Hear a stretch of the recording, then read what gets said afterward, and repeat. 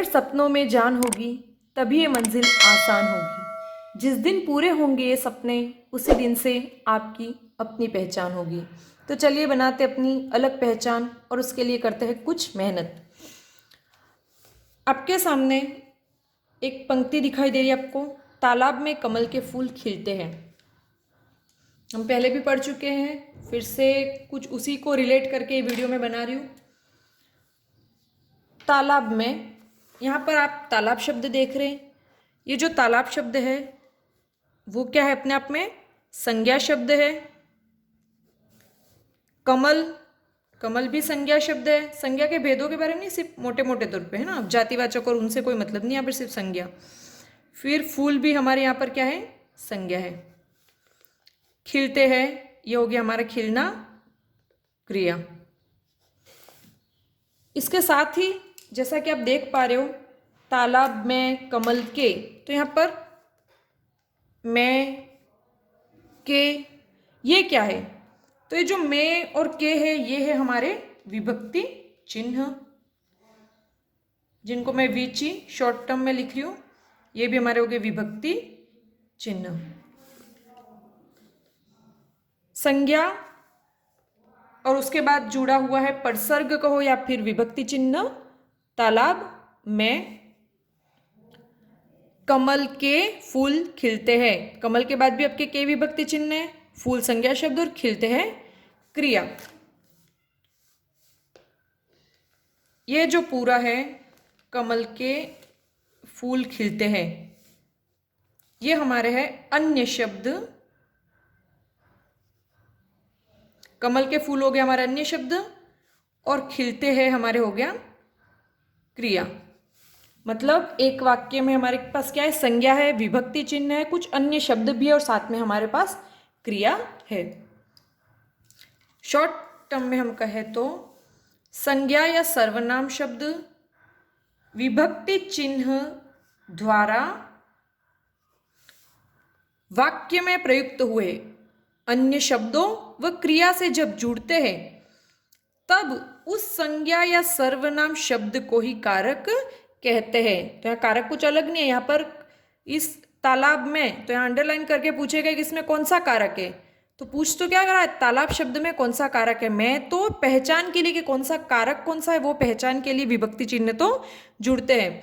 तो हम कह सकते हैं कि सभी कारक संज्ञा या सर्वनाम ही होते हैं। इसकी परिभाषा लिख लेते हैं। संज्ञा या सर्वनाम शब्द, संज्ञा या चाहे यहाँ पर सर्वनाम शब्द का विभक्ति चिन्ह द्वारा वाक्य में प्रयुक्त अन्य शब्दों व क्रिया से जुड़ते हो तब उस संज्ञा या सर्वनाम शब्द को कारक कहते हैं।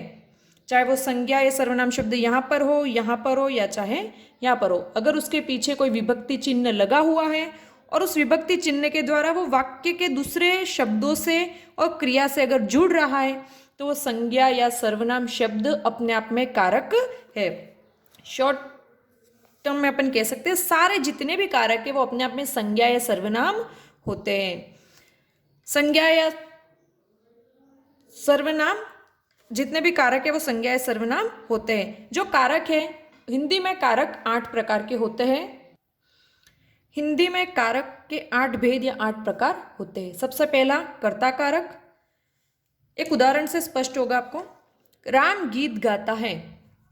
राम हमारे क्या है? संज्ञा,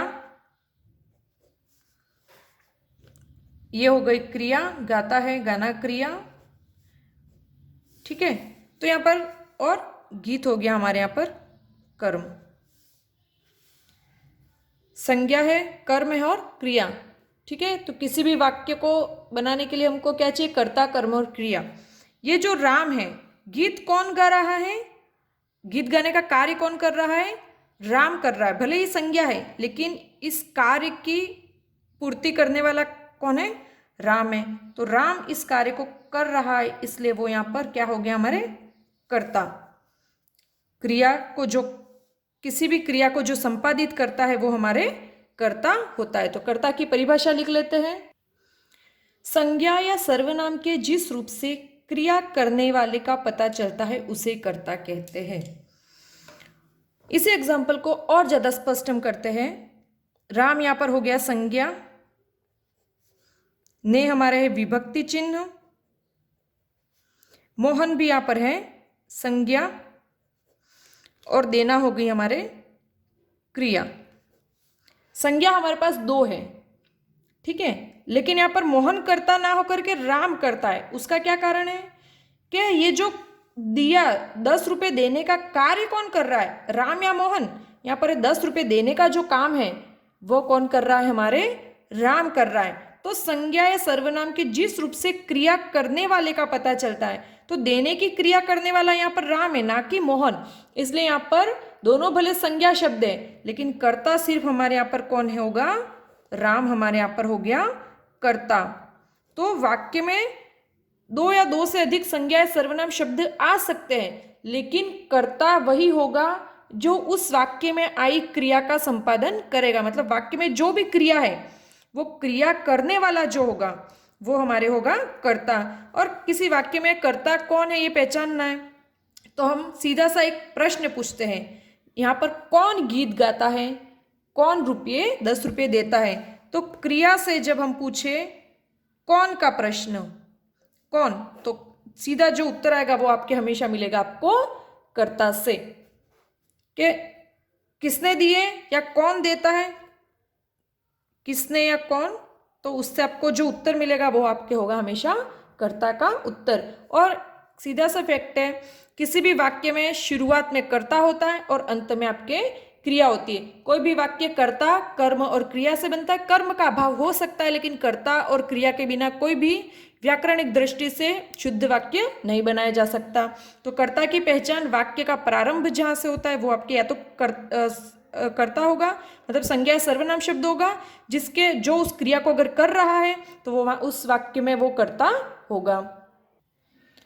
आपके सामने 4 वाक्य है। कृति पुस्तक पढ़ती है। वाक्य रचना के आधार पर आप बता सकते हैं कि भाई ये कौन से काल की है, तो ये हमारे वर्तमान काल से संबंधित वाक्य है। दूसरा वाक्य है कृति कल विद्यालय जाएगी, यह हमारे भविष्यत काल का वाक्य है।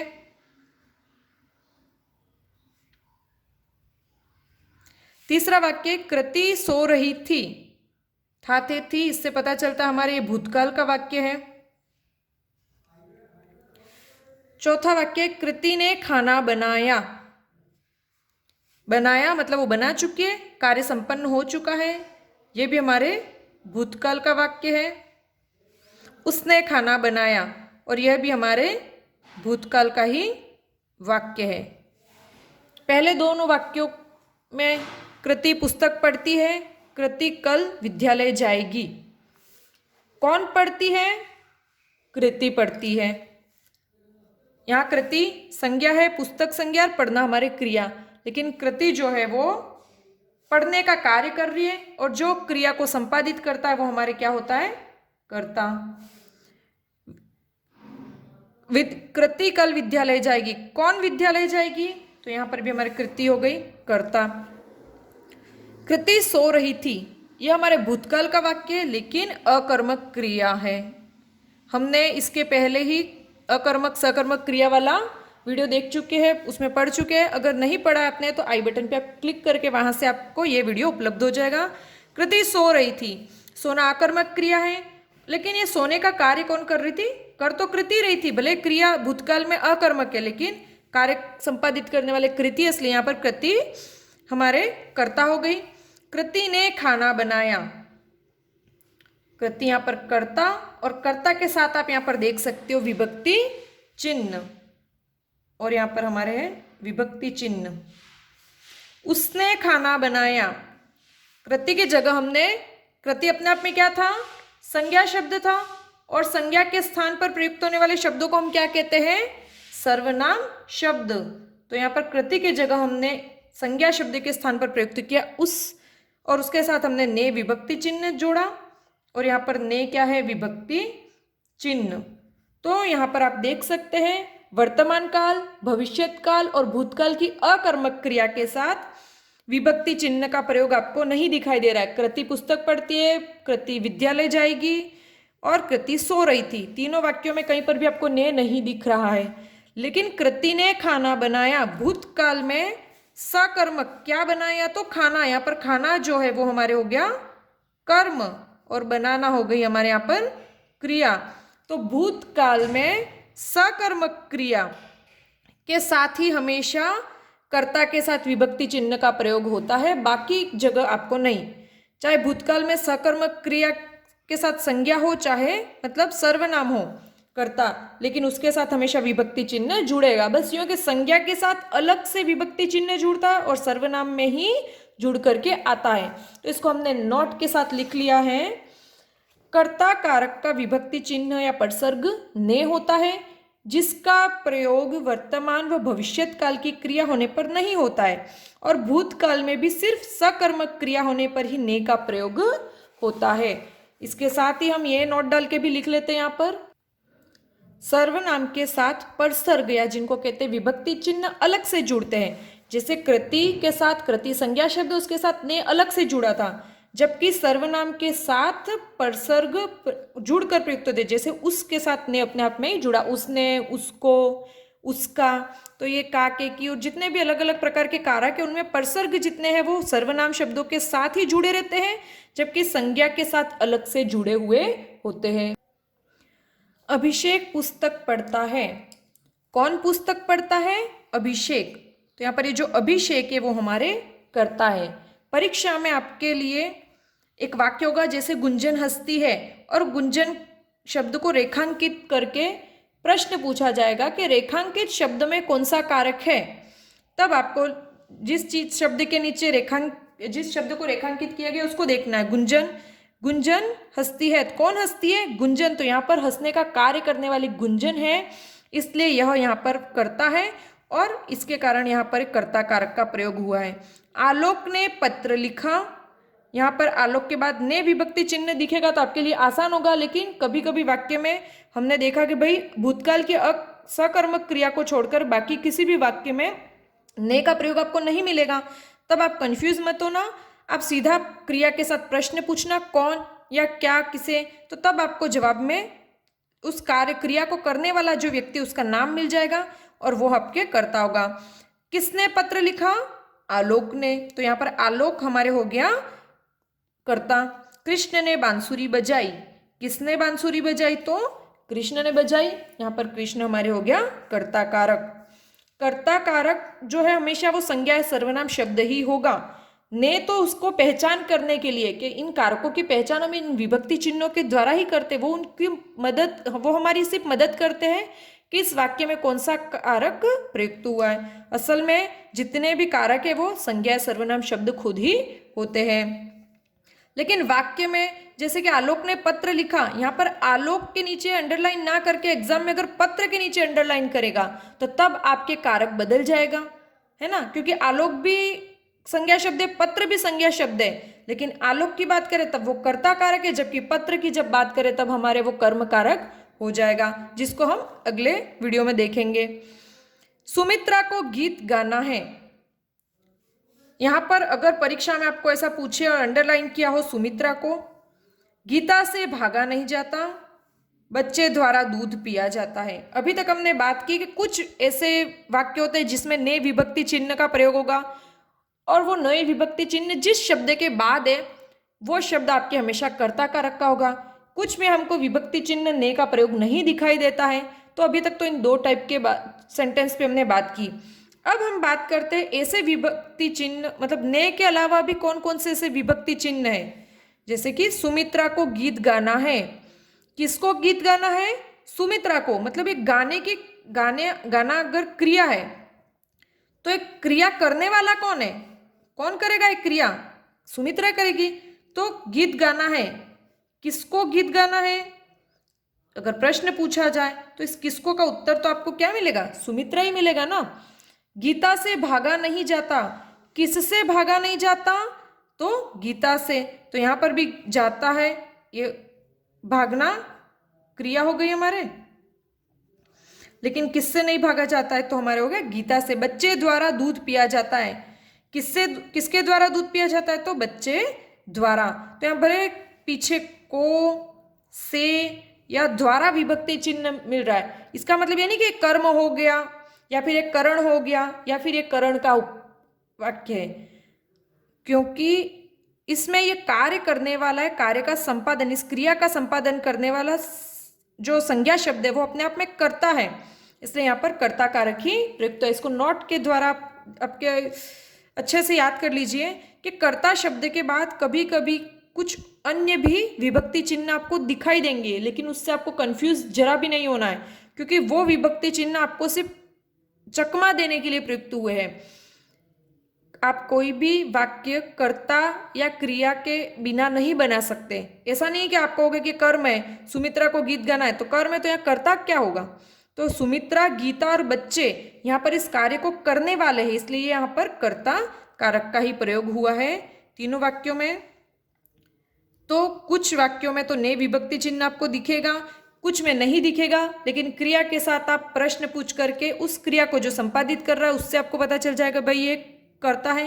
लेकिन कुछ वाक्य ऐसे भी आएंगे जिसमें आपको कंफ्यूजन होगा कि भाई यहाँ पर विभक्ति चिन्ह देख करके तो अलग कारक पता चल रहा है और है अलग कारक, लेकिन आप निश्चिंत तौर पर क्रिया के साथ अगर प्रश्न पूछेंगे और उस क्रिया को उस वाक्य में जो व्यक्ति कर रहा है, चाहे वो लड़का है, चाहे लड़की है, चाहे आदमी है, चाहे औरत है, अगर उस क्रिया को या उस काम को वो व्यक्ति कर रहा है तो वो हमेशा उस कर्ता ही होगा और वहां पर कर्ता कारक का ही प्रयोग हुआ है। कभी कभी वाक्यों में ने का प्रयोग नहीं होता, अन्य परसर्ग जैसे को, से, द्वारा या के द्वारा प्रयुक्त होते हैं। कर्मवाच्य एवं भाववाच्य में कर्ता के साथ से, द्वारा या के द्वारा का प्रयोग होता है। हम जब वाच्य पढ़ेंगे तब आप समझ जाओगे इस चीज को अच्छी तरीके से।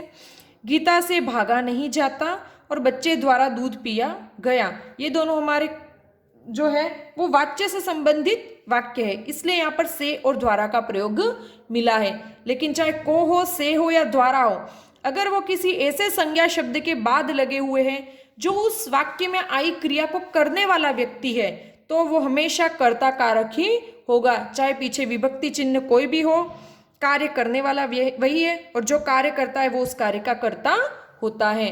तो मेरे हिसाब से आपको स्पष्ट हो गया होगा। कर्ता कारक बहुत ही आसान कारक है, ज़्यादातर तो ये पूछा नहीं जाता, लेकिन इस संबंधी इस टाइप के जो प्रश्न है वो हो सकता है आपको पूछे जाए, क्योंकि ये कंफ्यूज करने वाले हैं। तो आप कर्ता कारक से संबंधित ऐसे कुछ प्रश्न अच्छे से प्रिपेयर करके जाइएगा तो आपको आसानी रहेगी। बस क्रिया को करने वाला जो व्यक्ति है वो उस वाक्य में करता है, बाकी आपको कुछ भी ध्यान नहीं देना है। और कर्ता हमेशा वाक्य की स्टार्टिंग में होगा और वह स्टार्टिंग में आपके वाक्य में मिलेगा, और उसके बाद अगर विभक्ति चिन्ह अलग भी है तो आप ये बस इतना देख लीजिए कि वो उस क्रिया को क्या करने वाला वही व्यक्ति है, अगर वही है तो वो 100% आपके कर्ता ही होगा। कुछ कुछ गाइड में, व्याकरण की किताबों में आपको ये गलत भी मिलेगा, लेकिन बेसिक सी चीज़ें आप खुद ही आप सोचिए, अगर आप सोचेंगे तो आपको लगेगा कि नहीं ये चीज़ बिल्कुल ही सही है, कि भले वाक्य में कभी कभी आपको कंफ्यूज करने के लिए दूसरे विभक्ति चिन्हों का प्रयोग मिलेगा, लेकिन अगर वो कर्ता के साथ प्रयुक्त है तो वो हमेशा कर्ता कारक के ही उदाहरण होंगे। तो आज हमने इस प्रकार कर्ता कारक को अच्छी तरीके से पढ़ लिया है। एक बार फिर से इसकी जो परिभाषा उस पर मैं गौर करना चाहूंगी कि संज्ञा या सर्वनाम शब्द, चाहे मैंने यहाँ पे संज्ञा राम ने कहा होगा या फिर उसने मोहन को 10 रुपये दिए ये कहूँ, अर्थात संज्ञा या सर्वनाम शब्द विभक्ति चिन्ह के साथ जुड़ करके, संज्ञा या सर्वनाम शब्द विभक्ति चिन्ह के द्वारा वाक्य में आए अन्य शब्द एवं क्रिया से जुड़ते हो तब वो संज्ञा या सर्वनाम शब्द कारक कहलाते हैं। तो इस प्रकार कारक की आसान सी परिभाषा, कारक के 8 भेद होते हैं जिसमें से पहला भेद कर्ता कारक हम आज पढ़ चुके हैं। अगर आपको वीडियो पसंद आए तो प्लीज़ लाइक कीजिए और अपने दोस्तों के साथ इन ज्ञानवर्धक बातों को बांट करके और उनका भी उत्साहवर्धन कीजिए। धन्यवाद।